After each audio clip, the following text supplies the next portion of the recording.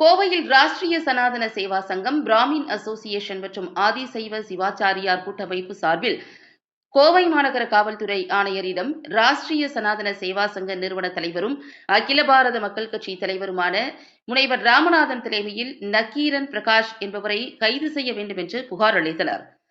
புகார் மனுவில் கருவறையில் அர்ச்சகர்கள் கழிக்கும் சிறுநீர்தான் பக்தர்கள் மற்றும் பொதுமக்கள் குடித்து தலையில் தேய்க்கும் தீர்த்தம் என்று அர்ச்சகர்களையும் இந்துக்களையும் அவமதித்து நக்கீரன் பிரகாஷ் என்பவர் பேசிய வீடியோ சமூக வலைதளங்களில் வைரலாகி வருகின்றது.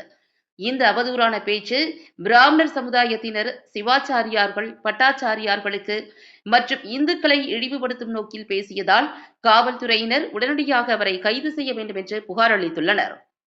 பின்னர் நிறுவன தலைவர் ராமநாதன் செய்தியாளர்களிடம் கூறுகையில், அர்ச்சகர்களையும் இந்துக்களையும் இழிவாக பேசிய நக்கீரன் பிரகாஷ் என்பவரை உடனடியாக கைது செய்ய வேண்டும் என்று தெரிவித்தார். மேலும் உடனடியாக நடவடிக்கை மேற்கொள்ளாவிட்டால் நக்கீரன் பிரகாஷ் வீட்டின் முன்பு முற்றுகை போராட்டம் நடத்துவோம் என்றும் தெரிவித்தனர். காவல்துறையும் மற்றும் தமிழக அரசும் தங்களது கோரிக்கையை ஏற்று உடனடியாக கைது செய்யும் என்று நாங்கள் நம்புகிறோம் என்றும் கூறினார்.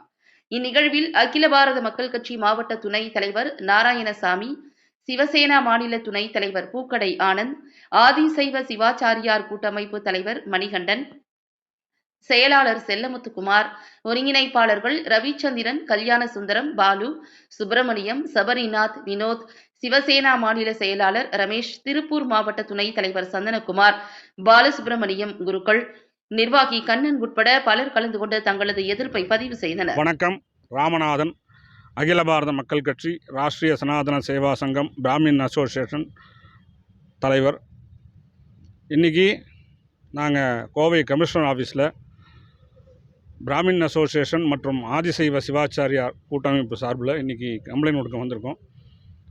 எதுக்காக கம்ப்ளைண்ட்னு பார்த்தீங்கன்னா, ஒரு வாரமாக சோஷியல் மீடியாவில் சிவாச்சாரியாரையும் பட்டாச்சாரியாரையும் ரொம்ப இழிவுபடுத்தி நக்கீரன் பிரகாஷ்ங்கிறவன் ஒரு அவமதிக்கத்தக்க வகையில் பேசியிருக்கிறான். அவன் மேலே கடுமையாக நடவடிக்கை எடுக்கணும்னு சொல்லி இன்றைக்கி கமிஷனரை பார்க்க வந்திருக்கிறோம். என்ன பேசியிருக்கிறான்னா, சிவாச்சாரியார்கள் பட்டாச்சாரியார்கள் 12 மணி நேரம் கர்ப்ப கிரகத்தில் வேலை செய்கிறாங்க. அவங்களுக்கு சிறுநீர் போகிறதுக்கு பாத்ரூம் இருக்கா கர்ப்ப கிரகத்துக்குள்ளே, அந்த சிறுநீரை தான் ஏந்தி எல்லாரும் குடிக்கிறீங்க தீர்த்தமாக அப்படின்னு சொல்லி ரொம்ப அருவருக்கத்தக்க விஷயத்தில் பேசியிருக்கிறான். இது சிவாச்சாரியார் பட்டாச்சாரியார்கள் மட்டும் இல்லை, இந்த கோவிலுக்கு வர ஆன்மீக பக்தர்கள் அனைவரையும் கொச்சப்படுத்துகிற விதமாக இது இருக்கிறதுனால இவன் மேலே கடுமையான நடவடிக்கை எடுத்து இவனை சிறையில் அனுப்பணும்னு நாங்கள் இன்றைக்கி பெட்டிஷன் கொடுக்க வந்திருக்கோம்.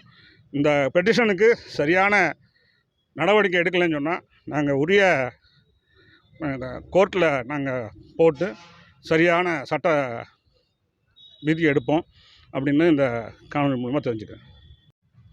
சிவசேனா கட்சியின் மாநில துணைத் தலைவர்.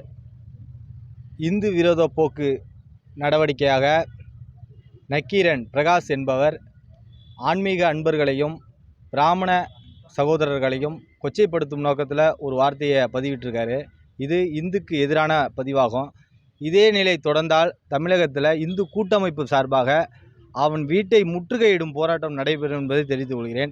பிராமணர் சங்க சார்பாக ஒரு நியாயமான விஷயத்துக்கு மனு கொடுக்குறாங்க. இதை காவல்துறை ஏற்றுக்கணும். ஏற்றுக்காத பட்சத்தில் இந்து கூட்டமைப்பு சார்பாக அவன் வீட்டை முற்றுகையிடும் போராட்டம் நடைபெறும் என்பதை சிவசேனா கட்சியின் சார்பாக தெரிவித்துக் கொள்கிறேன்.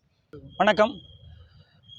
கோவை மாவட்டத்திலிருந்து ராஷ்டிரிய சனாதன சேவா சங்கம் நிறுவன தலைவரும் எங்களுக்கு மதிப்புக்கும் உரிய பிராமண சங்கத்தினுடைய நிறுவன தலைவர் திரு ராமநாதன் அண்ணா அவர்களுக்கும் மற்றும் எங்களுடைய ஆதிசைவ சிவாச்சாரியார் கூட்டமைப்பினுடைய கோவை மாவட்டத்தின் கிளை மூலமாகவும் இந்த புகார் மனுவை நாங்கள் கோயம்புத்தூர் கமிஷனர் ஆஃபீஸில் கொடுக்க வந்திருக்கோம். இந்த புகார் மனுவோட சாராம்சம் என்ன அப்படின்னு கேட்டிங்கன்னா, நக்கீரன் பிரகாஷ் என்பவர் யூடியூப்பில் வினாதரியாக பேசியிருக்கார். அது குறிப்பிட்ட சமூக மக்களுக்கும் இந்து வழிபாட்டுக்கும் மிகவும் விரோதமாக இருக்குது. என்ன விஷயம்னு கேட்டால், இது அரசியலமைப்பு சாசன சட்டத்தினுடைய 295வது பிரிவு 295A பிரிவின்படி அவர் மிகவும் வன்மையாக கண்டிக்கத்தக்கது.